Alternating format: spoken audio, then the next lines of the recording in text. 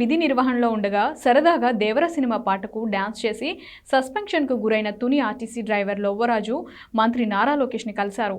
Suspension రద్దు చేయించి విధుల్లోకి తిరిగి తీసుకునేలా చొరవ చూపించిన మంత్రికి కుటుంబంతో కలిసి కృతజ్ఞతలు తెలిపారు. కాకినాడ జిల్లా తుని ఆర్టీసీ డిపోలో అవుట్సోర్సింగ్ విధానంలో డ్రైవర్గా పనిచేస్తున్న లోవరాజు అక్టోబర్ 24న రౌతులపూడి నుంచి తుని డిపోకు బస్సు నడుపుతున్న సమయంలో ఒక ట్రాక్టర్ రోడ్డున దాటివేయడం వల్ల బస్సు నిలిపివేయాల్సి వచ్చింది. ప్రయాణికులు తీవ్ర అసౌకర్యానికి గురి కాకుండా వారికి వినోదం పంచడానికి సరదాగా దేవర సినిమాలోని పాటకు కాసేపు డ్యాన్స్ వేశారు. అక్కడే ఉన్న ఒక యువకుడు ఈ సంఘటనను వీడియో తీసి సోషల్ మీడియాలో అప్లోడ్ చేయడంతో ఇది కాస్త వైరల్ అయింది. డ్రైవర్ లోవరాజు వినూత్నమైన చర్య చూసి మంత్రి నారా లోకేష్ అభినందించారు.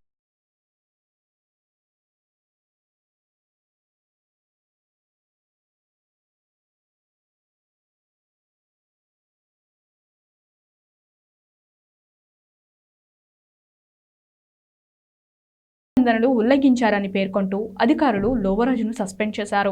సోషల్ మీడియాలో ఈ విషయం గురించి తెలుసుకున్న మంత్రి లోకేష్ ఈ సంఘటనపై సానుకూలంగా స్పందించారు. లోవరాజు మీద విధించిన సస్పెన్షన్ను రద్దు చేయిస్తానని హామీ ఇచ్చారు. అమెరికా పర్యటన ముగించుకొని వస్తూనే వ్యక్తిగతంగా కలుస్తానని మాట ఇచ్చిన లోకేష్ ఆ హామీని నెరవేర్చారు. తన విధుల్లోకి తిరిగి వచ్చేందుకు సహకరించిన మంత్రికి ధన్యవాదాలు చెప్పేందుకు లోవరాజు తన కుటుంబ సభ్యులతో కలిసి ఉండవల్లిలో ఉన్న లోకేష్ను కలిశారు.